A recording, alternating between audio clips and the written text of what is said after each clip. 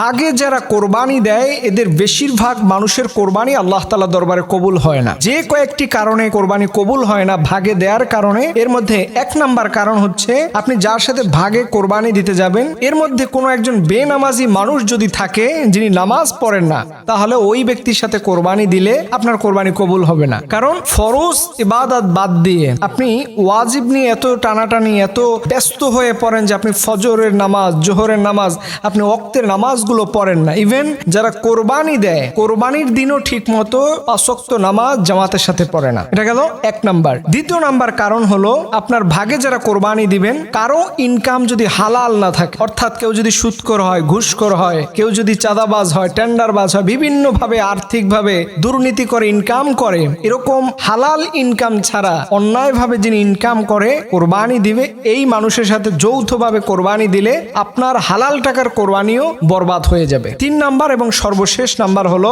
মনের বিশুদ্ধতা। দেখবেন মনের বিশুদ্ধতা যদি আপনার মধ্যে না থাকে, অনেক মানুষ কোরবানি দেওয়ার আগে চিন্তা করে যে আমি গোশত কতটুকু পাবো, গোশতের মধ্যে গোশতের কোয়ালিটি কেমন হবে, মানুষকে কমায় কমায় কিভাবে দেয়া যায়। এই যে মনের বিশুদ্ধতা বাদ দিয়ে মনের মধ্যে অন্য চিন্তা ভাবনা করে যারা কোরবানি দিবে এদের কোরবানি আল্লাহ তাআলা কখনোই কবুল করবেন। এই 3টা বেসিক বিষয় আপনি যদি অ্যাভয়েড করেন তাহলে আপনার কোরবানিটা আল্লাহ তাআলা দরবারে মোটেই কবুল হবে না। এবং আরেকটি বিষয় আপনার মনে রাখতে হবে, অনেকে মনে মনে ভাববেন যে এত যদি সমস্যা হয় তাহলে আমি কোরবানি দিব কিভাবে।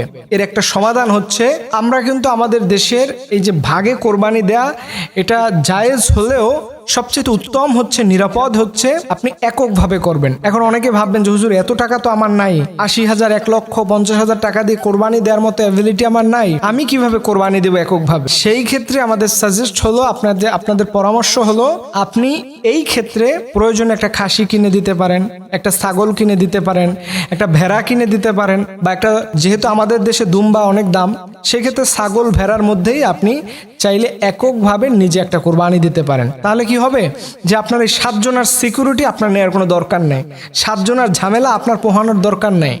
আপনি সার্বক্ষণিক চিন্তা রাখবেন যে কি করে, কার টাকা হালাল, কে নামাজ পড়ে না, কার অন্তরে বিশুদ্ধতা নাই, এত চিন্তা ভাবনা করে আপনি তো কোরবানি অ্যারেঞ্জ করতে পারবেন না। এর জন্য অলওয়েজ মনে রাখবেন ইবাদতের ক্ষেত্রে যেন ইবাদত একক কেন্দ্রিক হয়, এককভাবে করলে পরে সেই ইবাদত আল্লাহ সুবহানাহু ওয়া তাআলার কাছে এত বেশি পছন্দনীয় হয় যে রব্বে কারীম এর প্রত্যেকটা প্রতিদান তিনি নিজ হাতে বান্দাদের দিয়ে থাকেন। সো আল্লাহ পাক রব্বুল আলামিন যেন আমাদের প্রত্যেকের কোরবানিকে আল্লাহ তাআলা কবুল করুন, এবং এর বিনিময়ে যে রিওয়ার্ড, যে সওয়াব আল্লাহ তাআলা আমাদেরকে দান করবেন, এটার জন্য পরিপূর্ণ হক আল্লাহ তাআলা আমাদের সবার ভাগ্যে আল্লাহ তাআলা নসিব করুন। সকলে আমিন।